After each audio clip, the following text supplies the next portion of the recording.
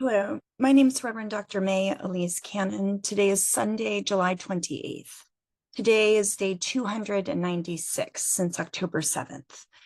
We've been talking a lot the last 9+ months about Jesus's words in his Sermon on the Mount that we read about in the Gospels, but in the Gospel of Matthew, especially, where he says, "Blessed are the peacemakers, for they will be called the children of God." He says this in Matthew chapter 5, verse 9.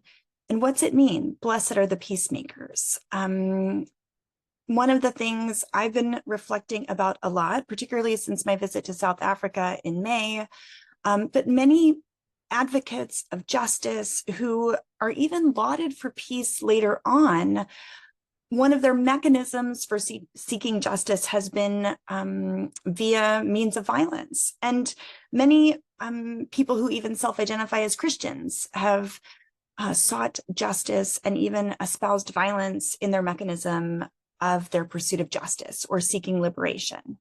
I spent the day today in Harpers Ferry, West Virginia, and you might be familiar with the story that happened there.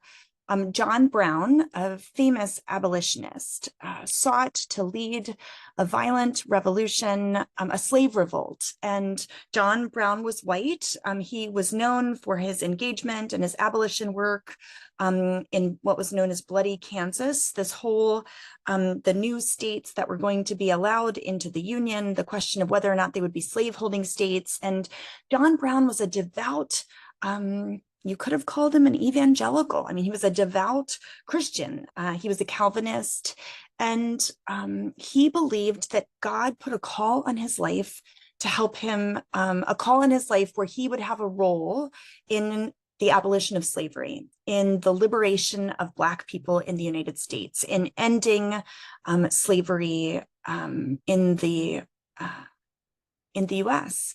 And one of the mechanisms by which he was going to do so was leading a slave revolt that was going to be launched from Harpers Ferry. It was then Virginia, not West Virginia. And so he sought to lead this violent revolution that he hoped would ultimately or eventually lead to the end of slavery in the United States. This raid, John Brown's raid, failed. But many said that it was a tipping point that helped contribute to what eventually led to the Civil War. John Brown's party was 22 people. It was defeated by a company of U.S. Marines that were led by the first lieutenant. His name was Green. 10 of the raiders were killed in the raid. 7 were later tried and executed, including John Brown, and 5 escaped. John Brown, as I said, was motivated by his Christian beliefs. He was a staunch and ardent, he was a radical in so many ways. And, an interesting piece of the history was during this raid, one of the colonels in Harpers Ferry was Lewis Washington. He was the great grandnephew of George Washington. He was taken hostage during this raid. And all throughout this day today, as I was walking through this history and I was reading all these quotes about abolition and liberation, and I just kept thinking about Gaza, and I kept thinking about, what's happening there right now. I was thinking about the hostages when I read the story about Colonel Washington being taken, during this raid and being held. And I kept thinking about the liberation of the Palestinian people who have lived under military occupation since 1967. And I was thinking about the parallels in liberation movements from the end of slavery in the United States to the civil rights struggle, the efforts which came much, much later, and even still the quest for racial equality and justice for people of color today in the United States and in other parts of the world. And at this point, John Brown was so frustrated prior to the raid on Harpers Ferry with the complicity of the church in allowing the institution of slavery to continue, that he felt like violence was the only option, that nonviolent mechanisms were not working, and that not only did he feel like nonviolence was ineffective, he felt called by God that the quest for justice demanded violence in order to end slavery, which was such a violent, of course, institution. So John Brown on December 2nd, 1859 said, "I, John Brown, and now quite certain that the crimes of this guilty land will never be purged away except for by blood." That was a quote that he said. And this is similar to a reflection. If you've been watching these updates every day, I gave a reflection when I came back from South Africa on Nelson Mandela, who said that he sought to use mechanisms of nonviolent resistance and they were ineffective. And so he felt like he had no choice but to pursue violence, that violence was the only way forward in the anti-apartheid struggle in South Africa. And it just made me think about the mechanisms or the way forward that Jesus calls us to. And Jesus chose a different way. What we read in the scriptures when Jesus was in the Garden of Gethsemane, Peter was, Jesus was being arrested, and Peter, the apostle, was there, and he was so upset that Jesus was being arrested, he pulls out his sword and he cuts off the ear of a centurion, of this guard. And Jesus says, "Put your sword back in its place, for all who draw the sword will die by the sword." And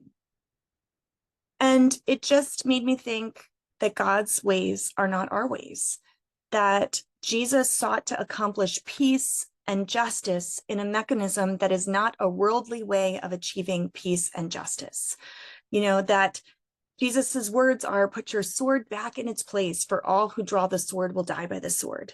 And John Brown was seeking the liberation for a just cause, and he died by the sword and did not accomplish that just cause. Jesus took death and violence upon himself by absorbing violence, not by perpetuating violence. That he actually took death and violence upon himself by being crucified on the cross, the greatest form of violence, by willingly facing that crucifixion, the most humiliating form of death for crimes that he did not commit. It's interesting, Henry David Thoreau, a renowned existentialist, said this about John Brown on the day that he was executed for this slave rebellion. This was December 2nd, 1859. "Some 1,000 years ago, Christ was crucified. This morning, perchance, Captain Brown was hung.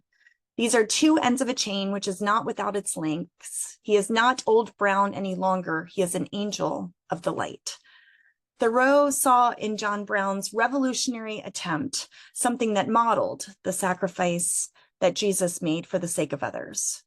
And I was struck by that. I was struck that John Brown made this sacrifice. And what's it mean for us to sacrifice? What's it mean for us to choose the ways of Christ, for those of us, who are followers or Christian or self-identify that way? We at Churches for Middle East Peace are a non-violent peace-building organization that seeks de-escalation, that, that is, we're a peace-building organization that pursues nonviolence, seeking a way forward that will allow for justice and peace and liberation for Palestinian people and for all people, calling for an end to the bombing and atrocities in Gaza, and also liberation for all who are being held right now, the people being held hostage in Gaza, and all of those who have been taken as hostages since October 7th, that they might be set free, and for Palestinians who are being held unjustly in Israeli prisons without any due process, that we might find a way forward that is a nonviolent way forward, that's a third way forward, but also that we might be willing to sacrifice, as was modeled by Christ, for the sake of others, without experiencing the desperation that John Brown felt, that these moments are so desperate. So why might we be motivated and compelled and not give up hope and do all that is possible, even willing to sacrifice unto death, if that's what God calls us to, for the sake of justice. So that's what I've been thinking about today. And tomorrow I'll give updates on all that's happening. There is a lot happening. But might we continue in our efforts towards peace as we call for a comprehensive and permanent ceasefire and a de-escalation of all violence and all injustice in the name of Christ. Amen.